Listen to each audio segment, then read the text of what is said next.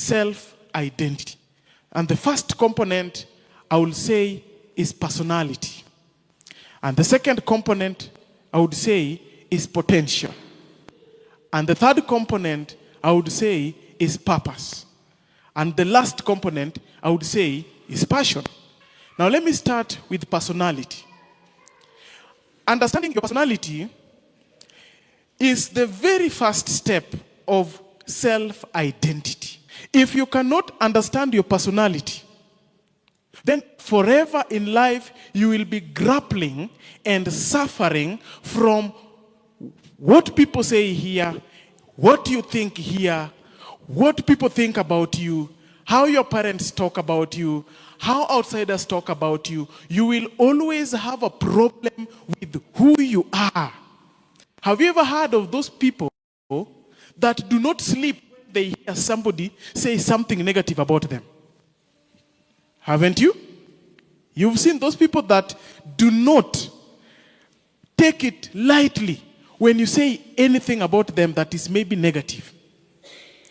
If you have not been able to understand yourself, you will always find it difficult to know that people can talk about you, people can think negatively about you, people can always see you as a bad person, yet you are not a bad one. In class, there are people that have been isolated because maybe when somebody does something wrong, they would go and report to the teacher.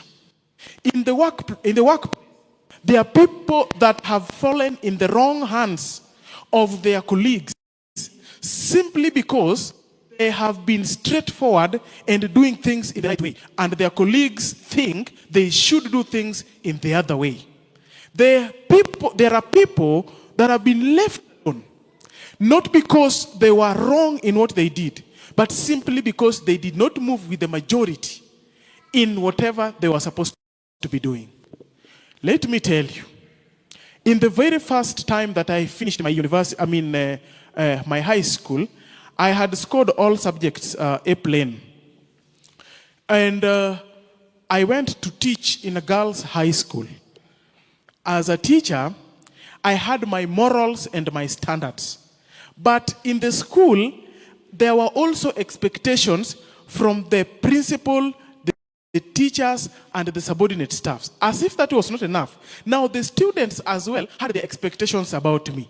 And one thing that had been very common in this school was that there were certain elements of relationship that emerged between the teachers and the students, such that if you are a young teacher, you would realize that there were those people that were having some hidden relationship with the students.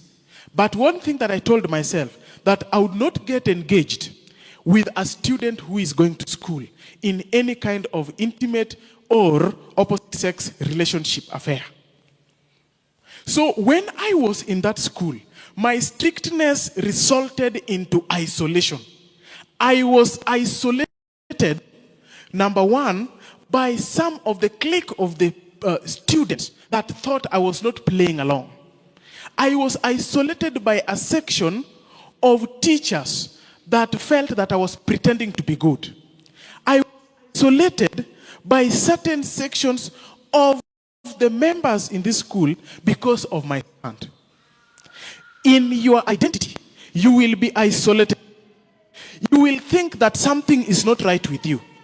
But I want to give you an assurance today that always stand your ground in order to understand, in order to know and defend your identity.